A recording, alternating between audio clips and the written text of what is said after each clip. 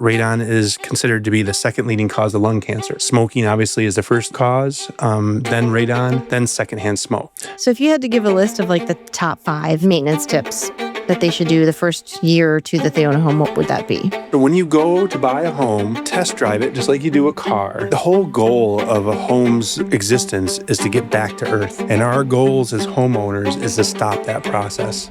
There is the number one destroyer of a home. We're going off-roading with real estate. Taking it out of the Tahoe and bringing in backup. Welcome to Under Contract Taking Backup. Or We're going to say, well, or do we say it's we're going to say it's morning. Typically, it's Monday, but But I am so booked that I couldn't get here. that's right. So- We're going a little off-road with this one anyway. We're, you know what? A little off track. We're definitely going off-road with this one. Different day, different time. We're changing it up, but You're welcome. thank you. Well, today we have Jason Muckey as our backup guest. Yes. Yeah. Thank you. You are so popular. We were just talking about how popular you are and how much you've grown since I first met you. So why not? Thank you for being here, first of all. I need to tell my wife how popular I am. She's a lucky woman. Thank you. So you are a home inspector. Let's first start with that. We Yes, are doing home inspections today and all the good things that go with home inspections. Yeah. 'Cause, man, there are some things because that's usually what can blow up a deal or what can save it. Yeah, definitely. Yeah. So why don't you tell us when you got started, how you got started, why home inspections? Good question. I got started well, you just told me when I got started in 2012. So Yeah, that's we were just talking about this first deal. That's why before we got here, we were just chatting. So for a very long time, I worked in construction, probably 20 years. I worked for a company here locally. And after doing that for so long, I had a lot of knowledge in construction and stuff like that. Sorry, I'm looking. I had a lot of knowledge in construction, and number one. And number two, after working for this same person for so long, I just got kind of tired of working for them. So I thought to myself, what can I do? And home inspection seemed like a good idea. Now, do you have to get licensed to be a home inspector? Now, Yes. we're in New York, so Yep. how does it work in New York? So in New York State, yes, you have to be licensed. You have to have a license through the Department of Labor. And in order to get licensed, there are 2 different ways, really, you can get licensed in New York State. The first way is the way most people do it, is they go to a school. It's usually a 2-week-long class that you're going, or it's something nowadays they're doing them online. You can do them online. Once you do those either online or in schooling for those 2 weeks and all those credit hours, then you have to apprentice, basically. If you do it that way, you only have to apprentice 40 hours. So basically a week worth of inspections with somebody else. Then you pass a test through New York State, get your license, get your insurance, and you're good to go. That's Avenue A. Avenue B is they also offer a full apprenticeship. So basically, if you do 100 home inspections with a licensed home inspector, then you can then take your test and be licensed. So you don't have to do the classes and all that stuff. And then in my company, that's typically how we do it when we hire somebody. I feel it's a better education experience on the job, following me around. A, I think you learn better that way. And B, they learn how I do things, which is important. We actually were having a conversation in a previous podcast where you go through the real estate schooling and they teach you how to not lose your license, basically. But they don't teach you the ins and outs. They don't teach you the business. They don't teach you how to, fill out a contract or do any of the negotiations. So that hands-on experience, that's where you learn it all. That's right. And the same thing with the home inspections, right? Yeah, you can learn like how tall a stack needs to be out on top of the roof for a vent. You can learn, how high a handrail has to be and all that. But do you learn how to talk to the clients? Do you learn how to market? Do you learn how to talk to agents and how to handle problems and situations? Callbacks are always a big one. When there's a problem later on and somebody calls you, like, how do you handle that? And you don't learn that in school, but you learn that when you do it. Being able to communicate that stuff is very important, right? Because every inspector, not everyone, but a majority of the inspectors are going to do a good inspection, right? They're all going to do a thorough inspection, and they're going to do because they've been taught how to do an inspection. And I think 50% or more of that is how do you communicate those findings with people. So, and that's Especially with important. first-time home buyers who they get that summary and they go through the summary, they skip right to that rather than going through the whole report, and it's just list and list and list. And they don't know how to navigate, well, this is just a minor repair. This is a huge thing. This is, and we've gone back and forth a lot of times with, having dad or the uncle who bought 20 years ago, or, having them chime in too. Yeah, that's always difficult when dads come. Right. But yeah, so I mean, what I tell everybody is like, my job as a home inspector is to find everything wrong that I can in a house. So yes, you're going to have a list of things. Right. But if you have me inspect the next house, you're going to have the list of things again. Right. So, and what you care about are the big things, the things that are going to really affect, you and your purchasing power and that type of thing. So. How many inspections do you say you've done since you started this? Over 5,000. I can't even tell you. So, wow. How many have you done this last week? Yeah, right. This last week. Well, we're in the slower time of year, right? So, and then I have other companies. So probably 6 or 7 this last week. So. Yes, we snuck it in. Oh, man. Did you like that? Should I do this? All right. Yep. Got, we're done now. So going off of your comment, other companies, so we started talking about precision home inspection, but you're also wearing next gen. Yeah, sorry, I just came from, I had to do a radon mitigation quote down the road. So, so we have I have an environmental company as well that basically deals with some of the problems because I had that construction background, and I have, some college courses in environmental stuff, it kind of worked into that. But so basically handling things like radon mitigation, which is a big in our area, mold remediation, all those things are licensing type of things that we've gotten. And then foundation, basement, waterproofing repair, and crawl space encapsulation, anything like that. So for those folks that have no idea, because they've never been through the process, how would you describe what a home inspector really does? Yeah, so basically, I look at it in a couple of different ways. Number one, I look at it in that I'm trying to give you an encyclopedia of the home, trying to tell you exactly what you're buying from top to bottom, right? From the roof down to the foundation and everything in between. But I also look at it as like I'm your general physician of the home, right? So when you go to the doctors, a general physician, and you get your checkup, they look you over, tell you what looks good, what doesn't look good, and what problems you may have. And then what do they do after that? If you have a problem, they send you to the specialist to get it checked out. And that's kind of how I look at it for the home inspection, is that I'm there doing the overview of the home, looking at all those parts. And then if there's something that doesn't quite look right, I'll say, hey, maybe you should get the electrician out here to look at it. Because my wife will tell you I'm not always right. So when I look at something and I think there may be a problem with it, it doesn't necessarily mean that I'm 100% right. It just means now you get an electrician out there and maybe they look at it and say, yes, that's wrong, or no, that's perfectly fine the way it is. Maybe we just need to tweak this or something like that. So that's how I look at home inspections. And in our case, in a contract, a home inspection is a contingency. It's a condition that needs to be met prior to closing. And radon can be part of that too. And you as an inspector can do radon as well. Radon testing and mitigation, yes. Yeah. So there are a lot of things that are excluded in a home inspection, right? That we don't actually do. One of those things is like mold. We're not allowed to say whether it's mold or not. We can say that it looks like it, but we can't say that it is. Why? Why can't you say that? Separate licensing. And is that only in New York? Well, I can because I'm licensed to say that it's mold, but Because you're licensed to say. but Now, if you're not licensed as a home inspector, you don't have that separate license.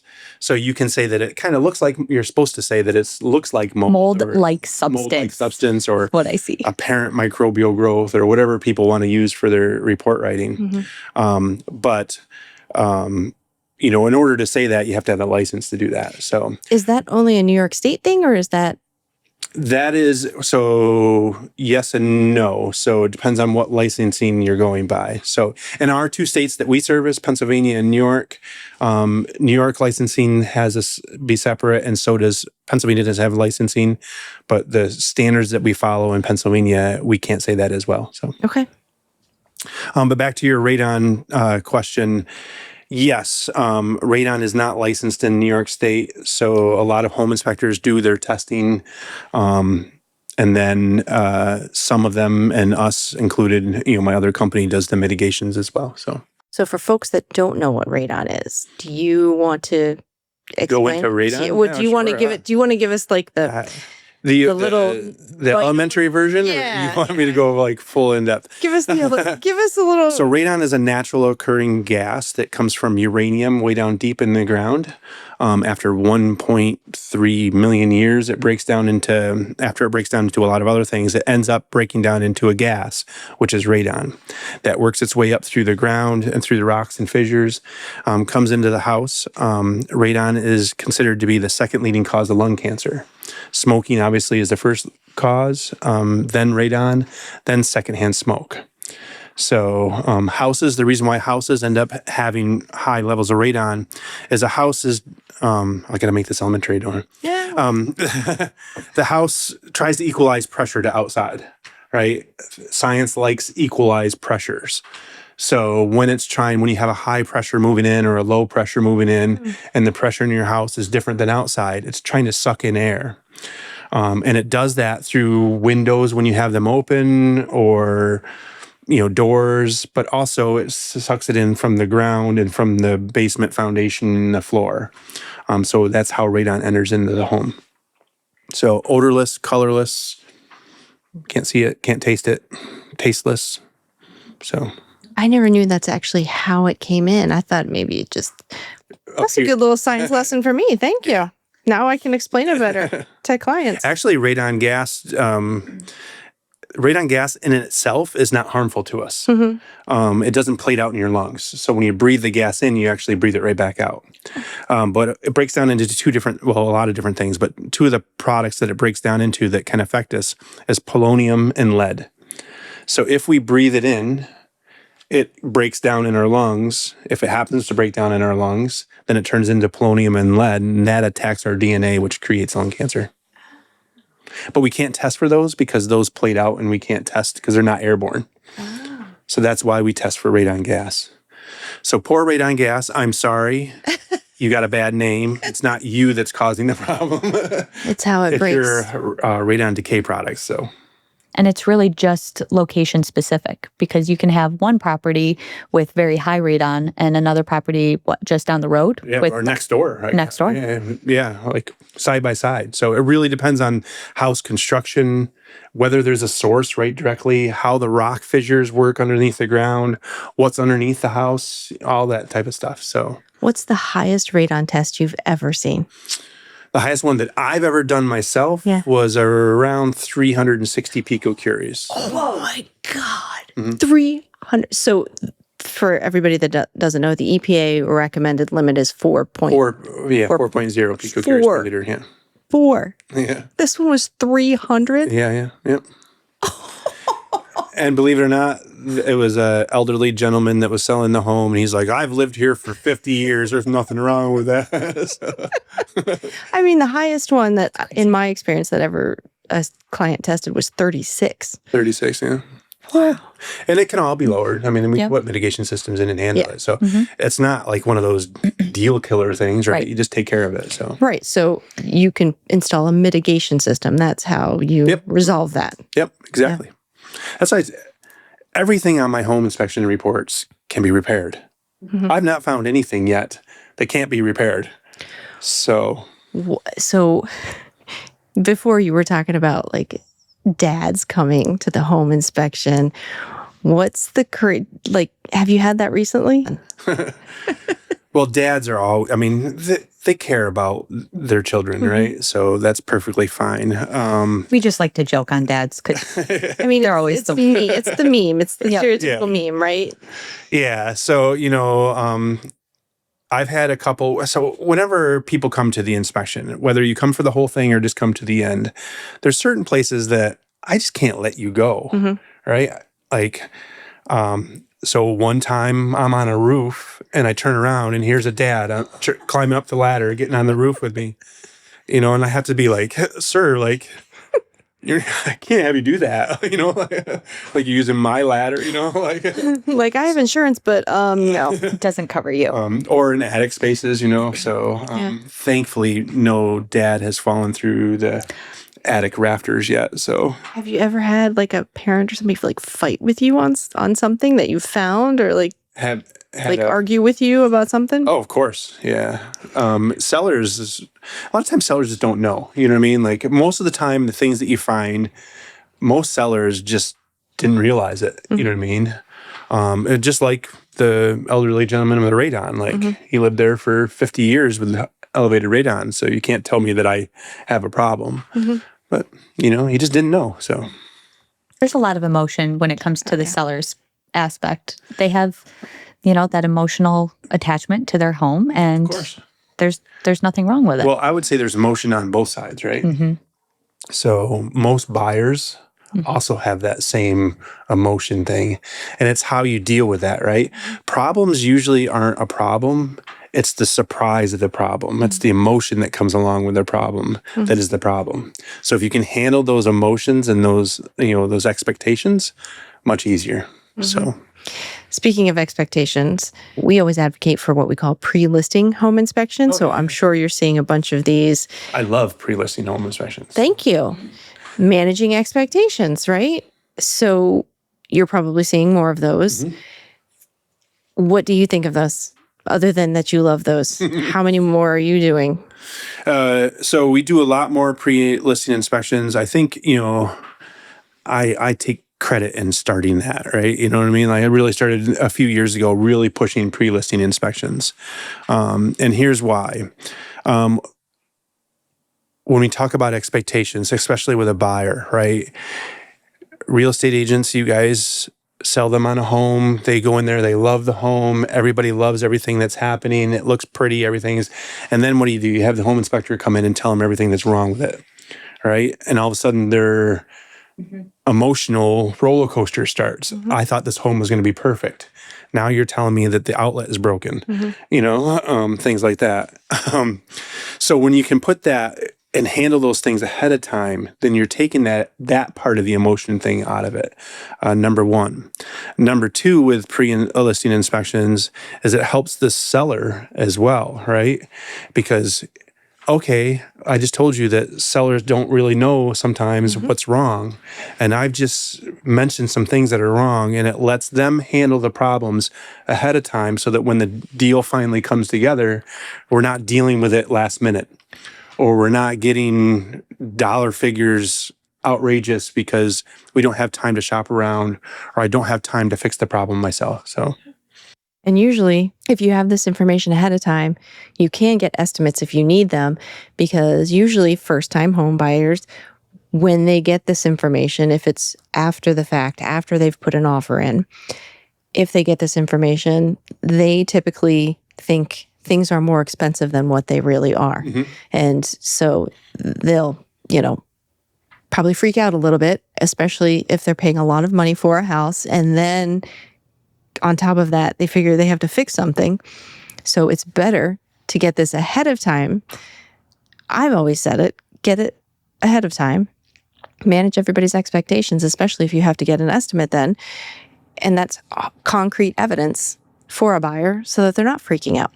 Yeah, and it's also time, right? So tell me, Yes. when you answer this question for me, when you're dealing with a buyer and you put an offer in a home and it's contingent on a home inspection, do you give a time constraint on when you have to have the home inspection done? 7 business days typically.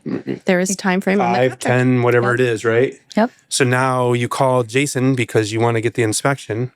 And Jason's booked out until day 6. If he's available, because he's so Right. popular. So then you have me come on day 6 and I find something that needs an estimate and you have one day to find somebody to give that estimate, or you're doing more paperwork or hoping that they give you, what do you call that? The continuation extension Yep. on that. You know what I mean? Where if you don't have that time constraint in a pre-listing, Right. Yeah. all right, we'll handle it. Yep. So I think I've been telling sellers since 2016 to get pre-listing home inspections. It just makes sense. yep, does. It just makes sense. Sorry, buyers. I don't know why a seller wouldn't invest that money. And what's great, and I'm gonna tout your business here for a second. What's great about yours, about Precision, which I love, is that you can go online and schedule it, and you have packages. So you have 3-tiered packages. One is bronze, silver, and Yeah, gold. we have actually 4 now. You So I have- added platinum. I was too. just going to say you did. And it spells it out exactly what you get and what you can choose. So it's not like you're limited. You can actually pick and choose what you want and what works for you. Yeah. And the other nice thing about pre-listing inspections is we give free radon testing with the inspection with pre-listings. All right. So And let me tell you, you want that radon test. yeah, You I don't know why when people say, nah, don't include it. It's free. Why not do it? Like, You don't want me to tell the story again about the person that didn't get the radon test. And then we, spent. Now, that's not to say if you're getting a pre-listing, I'm not saying don't get your own inspection if you're a buyer, right? If they already have a pre-listing inspection, you may want to get your own inspection as well. So why? Okay, so that leads me to this question. Buyers are very skeptical, right? And they're like, oh, well, shouldn't I get my own inspection? So why wouldn't they just want to use the seller's inspection? Is there some sort of Yes and no. So, are you favoring the seller by doing an inspection? not at all. No, not at all. But I'm just saying for emotional purposes wise, they might want to basically get it for themselves because they feel like I paid for this, I got this, they're for me. Now we do the same inspection whether I'm doing it for a seller or a buyer. I don't really care. I don't even think about that in my brain. Because I've had buyers ask me, they're like, whoa, I shouldn't trust the home inspection that the sellers did because the inspector's working for the seller. Aren't they then shifting that inspection in favor of the seller? And I'm like, no, that's not how that we're works. licensed and we have to follow our set of standards of practice. We have to look at and report on what we see. It's just what it is. The only thing that I would tell you is that it's emotional, number one. And number two, then they become my client. Like the buyer becomes my client, not the seller. So What if a seller does a home inspection and the buyer's like, it looks at the home inspection, they're not going to do their own, they accept it. Can a buyer then call you up and ask questions? as long as the purchaser of the inspection allows that, yes. So in New York State law for home inspections, whoever orders my home inspection, I perform the home inspection for, that is my client. And it's like attorney client privilege. That information is for them. I can't go telling everybody about it, right? But if they say, yes, go ahead, which a lot of times sellers do because they're trying to sell the home, then I'll talk to them about it. So we've been talking about homeowners. What about landlords and inspections? And we were talking about licensing and laws in New York State. Are there any laws that say, because landlords are a little different than personal homeowners, are there any laws for landlords that they have to follow about testing or home inspections? That I wouldn't know. That's more the tenant rights and privileges book, right? So I used to know some of that because I used to own some rental properties, but I got out of that. So I'm assuming that there's, obviously some laws that obviously you have to have smoke detectors and things like that. But I don't know about testing for radon. So landlords aren't mandated to get home inspections or tests for radon. Not that I know They of. just have to do, Yeah. they're just held to building code. So yeah, you just brought up another point. Like, is a home inspection mandated, like during a real estate transaction or anything? It's not. It's not. Nope. No, it's 100%. You can do it or you don't have to. So I've had a lot of times where a client will ask me, well, isn't the bank going to require this? And the bank inspection, the appraisal is going to be different than that home inspection. It's, inspections for both. You don't have to do one, but they are looking at different things too. Yeah. And whenever I do a first-time home buyers class for like Catholic Charities or an INHS or something, I talk about like all these people that are involved in the real estate transaction are there to reduce your risk, right? So the bank appraiser is to make sure that you're buying a house that's actually worth what it's worth, right? A lawyer is making sure that you're actually buying the house, right? And it's actually they can sell it. Surveyors make sure that you're buying the property and it's a property that actually is on the house is on the property that you own. And home inspectors, we're just making sure that you're buying a house that's not going to fall down, and you know what you're buying. So, Yeah. And then you guys are the guys that drive the truck, right? You navigate navigate the clients through that whole thing. We're flying the plane. Yep. You're flying a plane. I like that analogy. I'm just a bump in the road. No. Unless you put me as a pre-listing inspection. No, you're not a bump in the road. So you mentioned your home buyer course that you sometimes participate in. And are you seeing that buyers, like especially first-time home buyers, are they more educated now than they used to be? Or are they still just as nervous? Or I know there's a lot of kind of avenues for them even before they start the home buying process. Mm-hmm. What are you seeing for buyers in the sense of education-wise? Oh, so we live in a technology age. Everybody can Google and try to figure out whatever they want to nowadays. So that's good and bad, right? So sometimes buyers are coming in with a misconception of what a home inspection actually is because they've watched Mike Homes on Homes, rip walls down, and they think that's what I'm going to do. Yep. And that doesn't happen. So, but there are some good programs out there that really do teach and educate first-time home buyers. I mentioned a couple. Ithaca Neighborhood Housing Services has a great one. Catholic Charities has some good ones. And then even, you'll see local banks put on some of those every once in a while. So the more knowledge you have, the better you are when you're buying a home, I think. So, in your experience, because you work with a lot of buyers, probably more so than sellers, because the pre-listing inspection is just kind of starting to take off. Do you see buyers are more nervous now, or? Yeah. So, we went through COVID, right? Yeah. So, and markets change. So I think as the markets change, so do the nervousness and the emotions in that market. I think that when we were in that time period where people were waiving inspections and multiple offers and stuff like that, I'm sure emotions changed and people were more nervous about things.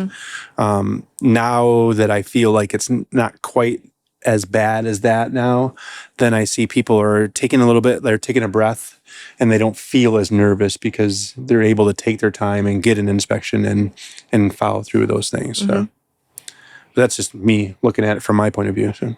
You were talking about technology, and from when you started until now, how much has technology changed your industry and what you do day to day? Yeah. So I remember my first 10 inspections was carbon copy, 3-part. I had to press really hard. Yep. And that's all I did was press hard. And then I ripped off, here's your copy. Here's one for your real estate agent. And I'm keeping one in case you ever call me back, So that quickly changed because that's right. I obviously they started creating apps or computer programs that we could do that with. And then on the technology side, when I first started using just the regular tools that you use to now drones, crawl bots that we send in crawl spaces sometimes if we can't get in there. Cameras obviously are a lot better. Moisture meters, thermal imaging is another cool little device that we're using where we can actually basically see through walls. All those things have changed in what we're doing. So, Have you ever done a virtual home inspection? no, but that would be cool. I always thought that'd be kind of neat. I've done a lot of inspections where the buyer or the seller, or usually the buyer, is not around. So, a lot of FaceTime stuff while they're there. I also did one. I have a body camera. So a few of them, they wanted me, and I don't do this on every one, but if they requested it because they weren't going to be there, they wanted me to wear the body camera while I did the inspection. Probably a dad requested that, I would hear. That checks out. Yep. So, yeah. So that was going to be my next question. Does a buyer have to be there for a home inspection? Do you recommend it? Do they not need to be there? Yeah. It doesn't bother me one way or the other what happens. Obviously, them being there, a couple of different things. I can explain and show things a lot better. So if they come, then that's something that we can actually go look at and do. Coming for the whole inspection, I usually tell people, yes, you're more than welcome to come for a whole inspection. A typical home inspection on an average size home, somewhere between 2.5 to 4 hours worth of time. And, you shouldn't get on the roof and in the attic spaces and the crawl spaces with me. So it gets boring, right? Right. So they're more than welcome to, but it gets boring. Because I always joke about this with people and say, it's like, would you want to stand over top of somebody performing brain surgery on, you know what I mean? Like, what are you cutting there? What's that? Yeah.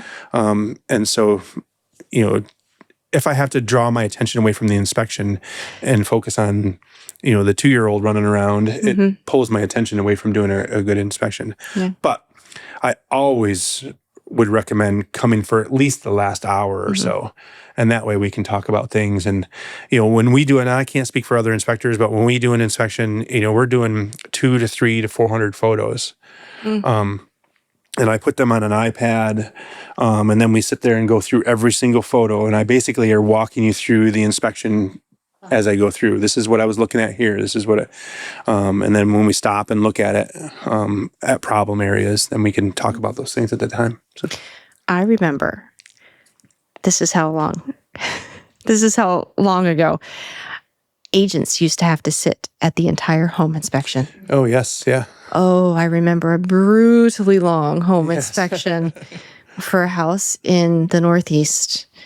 And it was my listing. And I had to sit there for 4.5 hours in a 60-degree house because the sellers had already left. Oh, my word. That was brutal. I'm glad There's probably no Wi-Fi either, so you couldn't sit there and work. That was how long ago. Yeah, I didn't have a hotspot, nothing. I was, oh, wow, that was tough. Yeah, that was 2011. Yep. Yeah, Well, back when I started, and especially in the Ithaca market, that's what they had. You had to have an agent there with you. Yeah. And you'll still find, every once in a while, you'll still find an old school agent that requires it. So Actually, I think that was 2010 because, again, I tell time by children why it was only one. Asher wasn't even around. Yep. Oh, man, that was tough. And I remember, so you came to the first inspection, right? I remember when agents came to every inspection. Not just, so let's not being for the whole thing. Agents used to come at the end. Oh. And now it's gotten down to very few agents randomly do they come. Yeah. I think that's a COVID thing too, because you weren't allowed. And then it kind of shifted that. And then you're just like, well, you just don't go. Now, how about sellers? What do you, when you do sellers being at the inspection? at the pre-listing inspection, sellers being there? Because I know I had a seller who actually was at the home inspection for the buyer. And I was told, The seller followed the inspector around Yeah. the entire time Peeking over his shoulder. and was chatting in their ear, and because the agent told me, and I was like, oh, yeah, that tracks. So, what do you think? So I'm pretty good at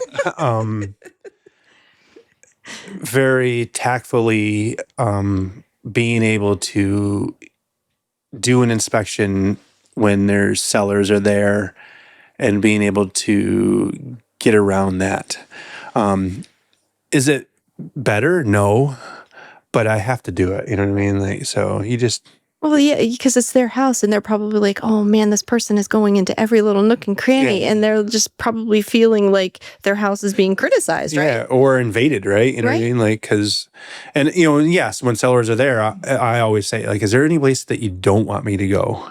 Right? Because I don't know, maybe there's something in that room or something like that Yeah. who knows what they're keeping in there, but so I always ask that type of thing. But I'm pretty good at like changing the way that they're following me or something like that without actually being mean about it. So I imagine that would have to be tough for a seller. They may feel like their house is being criticized or nitpicked or something. So that might be one reason why they don't. Which is one of the kind of the expectations when we were talking to Pat. He said that was just something that I wasn't prepared for. This many people coming into our house. Yeah. Whether it's the buyers and the agents and the inspector and the appraisers and everybody. He's like, I just never thought about this part of the selling process. So it's just another expectation. Yeah, and that's what I would say if I were to give any advice to real estate agents, and I'm not a real estate agent and don't claim to be one and never played one on TV. But do you want to? What I would say is manage those expectations, right? Get all that stuff out there because people aren't scared of the problems or the things that happen. It's the unknown that happens. Oh, I didn't realize all these people were coming into my house. I didn't realize the inspector was going to look and turn on my oven, you know what I mean? Or go in my basement, What do you mean he's going to be here for 3 hours? But if they've known that ahead of time, then they're much more prepared for that. So same thing with buyers. If you say to a buyer, listen, the home inspector's job is to look at the house and give you an idea of what the house is. And he's going to bring up, even if you point out some things like good real estate agents would be like, the sidewalk is cracked. I bet you, the inspector's going to call out a tripping hazard there. And things like that. So then when I come in there, I'm like, oh, there's a tripping hazard. They're like, yeah, my real estate agent told me that. So you'd say that. Yep. So they're not worried about it, Yeah, I've been to enough home inspections. I'm like, so they're going to point that out, and they're going to point that out, and they're probably going to point that out. And these aren't up to code because they're too far apart. The handrails, there's no handrails here.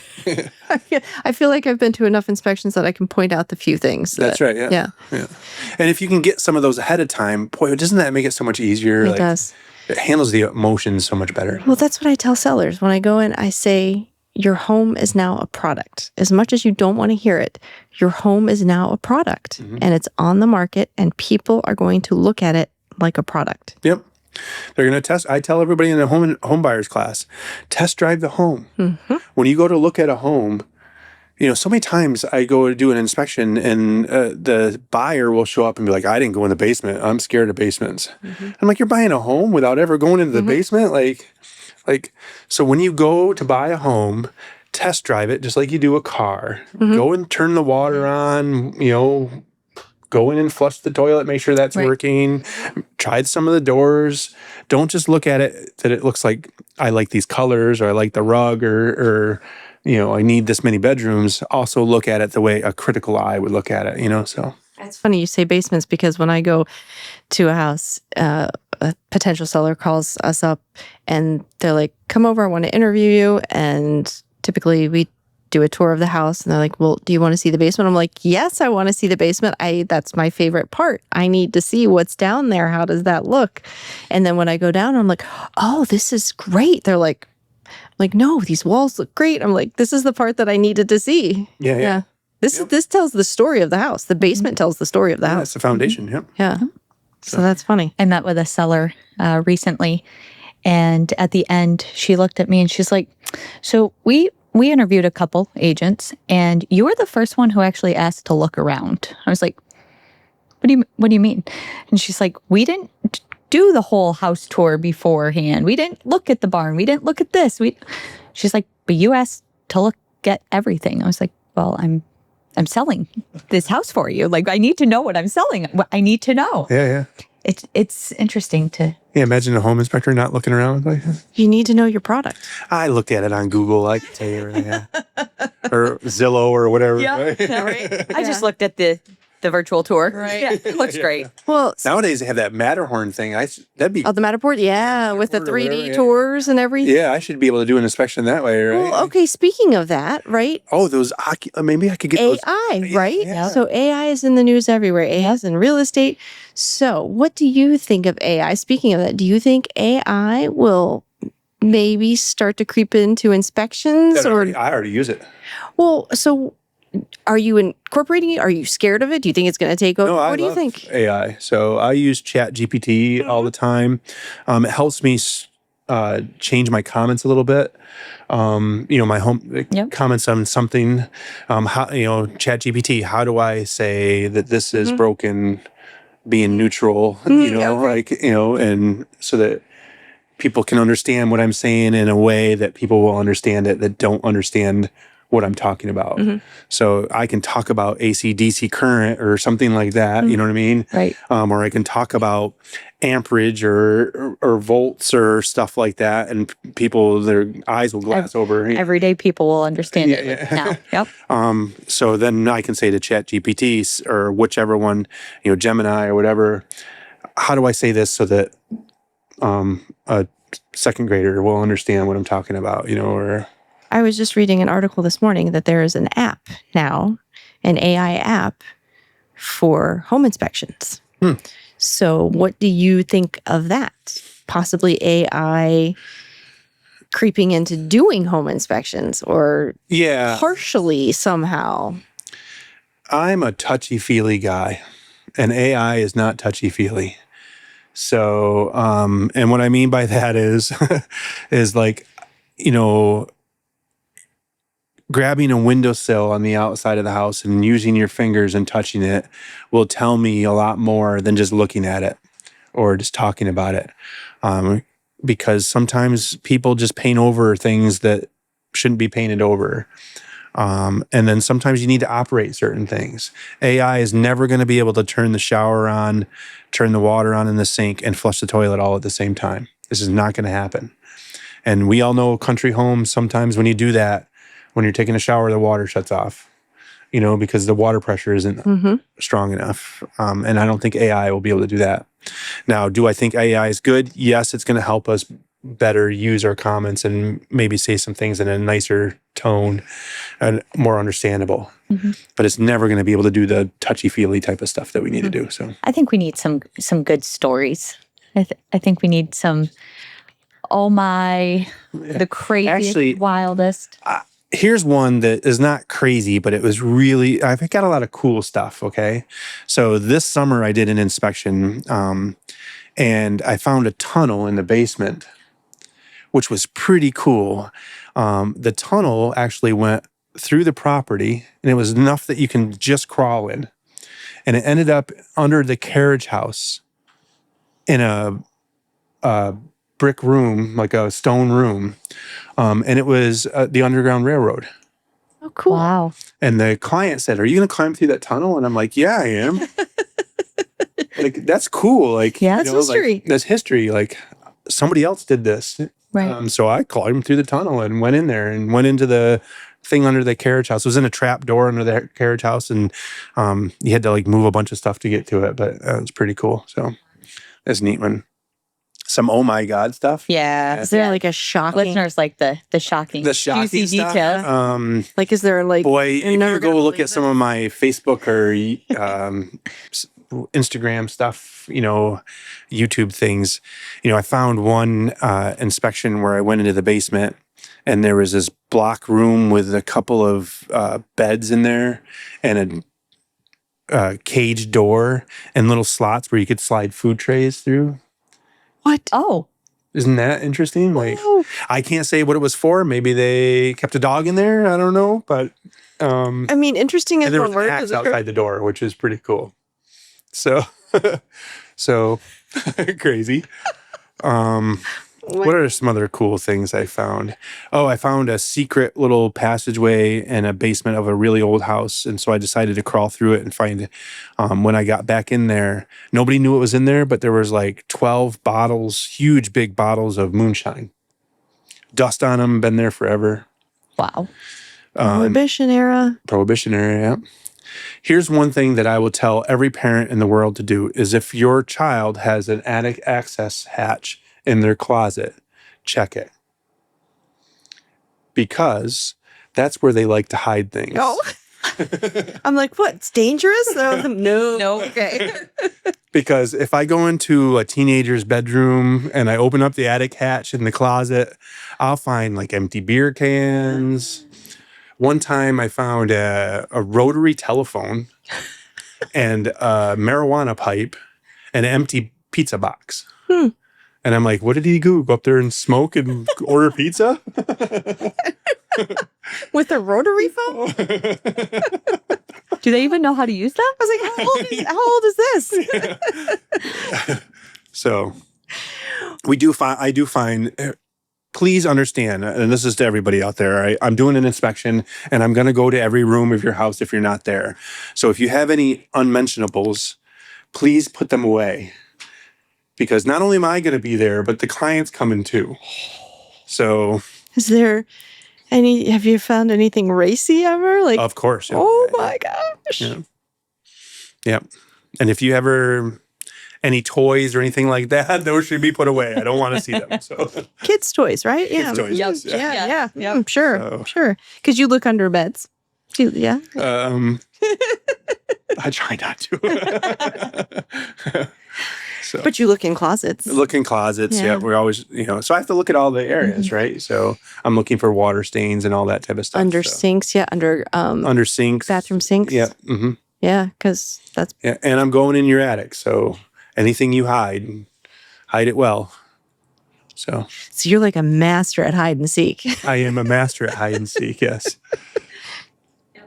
So those are the racy things. So What about like dangerous things? Actual like things wrong with the home structural yeah, like things. structural, like crazy structural. Yeah. People do some weird things sometimes. Yeah. They cut things that they're not supposed to cut. I did an inspection on a home in Elmira, and I guess the homeowner decided that it was okay to dig out underneath the foundation, like underneath the foundation walls. Somebody decided that they were going to try to lower the basement a little bit. So they dug it all down, but then nothing's holding up the foundation anymore when you dig out underneath the foundation. So Because there's no floor. yeah. Yeah, underneath the footings of the foundation. So needless to say that, and then because they did that, the foundation was starting to lean in. Oh my gosh. Already starting to lean in. And I don't know when they did it. And that was a few years ago. And I drove by recently and I see that the house is actually up on pillars and they're redoing the foundation underneath it. So That's good. So those are always crazy ones. So, just last week I did one where I opened up the attic hatch and I could see the moon outside. Well, I guess the sun because it was during the day, but I could see outside. But there you go. There's one where the seller had no clue that there was a hole in the roof, right? So Well, yeah, I guess if you don't get up on the roof. if you don't get up on the roof or anything Yeah. like that, but I could see outside, like it was a 2x2 hole. How is there no leaking? So interesting. It was right at the peak. And I'm sure they were getting some leakage. There was some dampness up there, but it was just not enough that anybody was seeing it down into the house. It was also a hoarder house. So I bet that's hard to do an inspection on that. that is a very difficult one. I've done quite a few of those. And those are tough. When you have a pathway through a room, what do you do? Yeah. So home inspections are kind of limited in what I can get at and get. I'm not going to test every outlet if I can't get to every outlet. If I can, then I'll test them. I'm not going to test every window unless I can get to every window, right? So he's blocking 2 over there. I can't get to those 2. Yeah, right. So I can't get to those. So Have there been any super creepy crawl spaces that you've been into? always super creepy crawl spaces. Like you actually get in there. Yeah. I get into the crawl spaces. I've run into some animals in there. Skunks are probably the worst ones. Have you ever been sprayed? I've never been sprayed because I'm pretty good at like backing out. So you've come eye to eye with a skunk, huh? Skunks, woodchucks. What bothers me the most is mice. I'm not a mouse fan. Like They're so small and sneaky yeah, and fast. they're sneaky fast. Like Yeah. where did he go? Oh, Yeah. I get that. Nope. yeah, that makes But sense. spiders and all those things, Yeah. I love. No. Oh, I got one. I found some snakes. Oh, woo. Guess where I found snakes? Mm-mm. I don't want to know. The attic hatch. I opened up the attic. I actually fell off my ladder, not because I'm afraid of snakes, but I opened up the hatch, moved it over, peeked my head up in there. There had to be 20 or 30 snakes right there. Oh, And like it just shocked me. So it was in the attic. in the attic, and I was going in there, and it shocked me. So I was like, how you get startled. And then so the seller was there, You had and I'm like, you have snakes in your attic. And she was by herself. I guess her husband had already moved, and she freaked out. Like she was like, oh my goodness, she can't sleep there. So I took out 20 snakes and carried them outside and released them outside and said, here you go. Like I said, I would get a pest control person just to make sure they don't come back. But you had a real Indiana Jones moment So- there. yeah, in the attic. Did you add animal control to your title? No, I actually did order the book to learn how to be a nuisance wildlife trapper thing, Of but course you did. that'll be next year's. What is the number one thing you wish all homeowners knew about their home? The number one thing that I wish all homeowners would know would be that you have to do maintenance on a home. That the whole goal of a home's existence is to get back to earth, right? It's trying to decompose and go back to earth. And our goals as homeowners is to stop that process, right? So if you don't, then water's going to start to rot things. Things are going to start breaking down and caving in. And eventually, we've seen them. You drive down the road and you see those houses that are kind of like collapsed in on each other. And then if you drive by 10 more years, it'll be a pile of dirt. And so if you leave a home like that, that's what it's going to do. And our whole job is to stop that. And water is the number one cause of problems in a home. Water, whether it's through the roof, improper grading on the outside, plumbing leaks, anything like that. Water is the number one destroyer of a home. So anything you can do to redirect that water or get that water away from your house is a great thing. So, If you could give one home health tip to buyers or sellers, what would it be? you'd redirect that water. We're right back into that. So it is that thing. It's going to cause mold, right? It's going to cause problems with the foundation that's going to kick in. Once you have mold problems, or then you'll start to have air problems and things like that. Once you have foundation problems, you have potential for radon problems. So taking care of that water, that moisture is the number one healthy thing that you could do for a home. So when a home inspection comes back and it has a couple of items on there that need maintenance, or it has a couple items on there that need to be addressed, and one of them is some sort of water intrusion, would you say that that's the number one thing, that should be the thing that a buyer focuses on? I would say, first and foremost, I'm going to say talk to your real estate agent, because I don't know what your contract states and what your contingencies say, But obviously the big problems are the ones that you should really care about, right? So yes, water can be a problem, but some of that stuff you can just work on over a period of time. Like if the grading on the outside in a certain area is sloped towards the home, yes, go after that and take care of that at some point in the next year or two to stop potential problems. But if the water is leaking in through your roof because the roof is bad, obviously that's one that you need to tackle first and foremost. So I would really start to, and I tell everybody it's a math problem in my mind, right? The home is worth whatever, $200,000 and you're paying $200,000 and there's $30,000 of repair. Well, that means that you're spending $230,000 on the home, right? Is it worth that for you? Right? If it's worth it for you, then buy the home. If the home is worth $200,000 and you're spending $150,000 and there's $30,000 in repair, then you're ahead of the game. So that's how I look at it. But that's just my math logical problem. So You're too logical. Buying's emotional. We've talked a lot about what to look for in a good agent, what to look for in a good attorney, or really anyone in the real estate industry. You have, I haven't. We haven't yet. Yeah. No, but we have. What stands out for you for a good inspector? What should people be on the lookout when hiring an inspector? Yeah, I would, number one, look at their report writing, see how their reports are done, see how thorough they are. Most, 90% or more home inspectors are going to do a thorough job.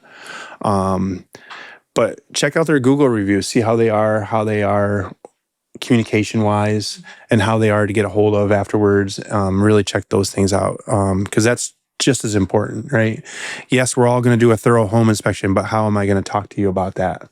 So I think that's a very important thing to look at when you're choosing a home inspection. Then also look at the tools that they use, right? Because all we're required to do is test outlets and open windows and doors and do certain things and look at it with a flashlight. Do they have those extra special tools and gadgets? Right. There's crawl spaces that I can't fit in, I've gained some weight as I got older. I can't get into all these crawl spaces. So what did I do? I bought a cool little robot that goes in there with a camera mounted to it, and I can video record the whole thing happening if I can't get in there. Obviously, I'm touchy-feely. I want to get in there, but if for some reason I can't, then I'm going to send that in there. Do they have thermal imaging guns? That's another tool. So looking at that technology stuff is very important. So I think technology, making sure that they have that education and they have some knowledge in construction. So, like I said, you can take a 2-week class, do 10 inspections with another inspector, and be done and have your license. That's what I did. But I had that construction background. So I think sometimes construction background helps and sometimes it hurts. But having that background, I think, gives newer inspectors a leg up because they already kind of know how a house is supposed to be put together. So, do you see, are there more inspectors right now, or are they kind of thinning out? I'm seeing there's... Yeah. In all honesty, I haven't looked. Okay. But I did happen to look at the Elmira Corning Board of Realtors affiliate website this morning for some reason. And I noticed there was a couple new home inspectors on there. And I was like, oh, a couple new home inspectors. Isn't that cool? Years ago when I first started, I cared, right? Okay. I was like, my competition. I don't want to, I'm going to win, Now, yeah, I don't need to do that as much. So I don't pay as much attention. But if there are home inspectors out there, then they're having trouble getting work and they really want to know how to do a good home inspection and they want to work for a great company, they can come interview and we can talk to them. So yes, that would be great because you're busy and I am busy. You need inspectors and we need inspectors because timeliness. And and there are good inspectors out there. There are a lot of good inspectors out there. So, and if we are busy, then try to find those ones, obviously real estate agents that have some relationships with them, that's a good resource, right? Mm-hmm. So asking your real estate agent, have you dealt with this person, this inspector before? And then asking friends and family or people that have used home inspectors in the past are a great reference point as well. And then reviews, obviously, Google reviews. Probably the same way you look for a real estate agent, right? I mean... Yeah, pretty much. pretty much. If you've gotten an inspection by us, we're going to send you out our nice little emails every so often that are going to remind you about your home maintenance tips and stuff like that. So we'll send those out once a month about what to do like that. You can also visit our website, and we have a downloadable PDF that will help you with home maintenance, that type of things to look at. So you can also reach out. We have a book now that you've had a home inspection that we use. We've gotten from Internachi. We give those out if people ask for them. They're kind of expensive, so I don't give them out to everybody like I used to. But if you request one, we'll give you now that you've had a home inspection. And basically that goes through like all of that stuff, like 100%. It's like a home encyclopedia. What do I need to do in there? And then our reports, like our personal reports, we put in a lot of things in there that say, your furnace was working on this day, but we recommend that you have it serviced every year to make sure, you know what I mean? That type of stuff. So if you had to give a list of like the top 5 maintenance tips that they should do the first year or 2 that they own a home, what would that be? Anything that you can do on the outside to direct that water away. So making sure that your grading is directing the water away, gutters, leaders, and downspouts, getting that moisture away. I tell everybody on an inspection, take your water and give it to the neighbors and let them figure out what to do with it. So, so if you go into Trumansburg and those houses are close together, I can guarantee you that everybody's gutters or downspouts are facing each other because you're giving your water to them and they're giving it to you. So what you do is you put yours towards them and kick theirs off. Don't do that. So getting that moisture water, your roof is a big collection bowl. It collects all that. So keeping your gutters clean so that can get drained, and then getting in and directing that moisture away. Also understand that paint is your first line of defense against moisture as well on the outside. So keeping your house and trim work painted. Wood will absorb moisture very quickly. If it's not painted, paint kind of acts as that thing, your barrier. If you have a wood home, if it's vinyl siding and stuff like that, you want to make sure all the sealant is done and flashings are done around there. Mow your lawn. That's another good one. Interior, obviously, the big things that we care about is making sure that you have your furnace, boiler, heating unit of some sort just serviced on a regular basis. If you don't service them, just like if you don't change your oil in your car, it's going to go bad. And if we don't service your furnace or your boiler every year or 2 or whatever is recommended, then obviously it's going to quit working quicker, than that. So, and then I would just say, do a home yearly check throughout the house. Go into your attic space. So many times sellers will be like, I haven't been in the attic since 1982, and I'm like, okay, well, I'm curious what I'm going to find up there. Snakes. Yeah. Yeah. Could be mold, right? So a lot of people don't know that there's mold in their attic, right? Because they never go up there. But, the average family of 4 produces 1.5 gallons of moisture a day. Cooking, cleaning, sweating, doing all the stuff that they do in a home, working out, all that stuff. That moisture, a house acts like a chimney. So all that moisture rises and goes up and gets into the attic space.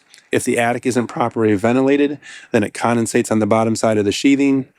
When you have moisture, mold spores, mold growth happens. That's why mold grows in the attic space. So You didn't know you were going to get a science lesson today. I know. So, yeah, home inspector and Jason, the science guy.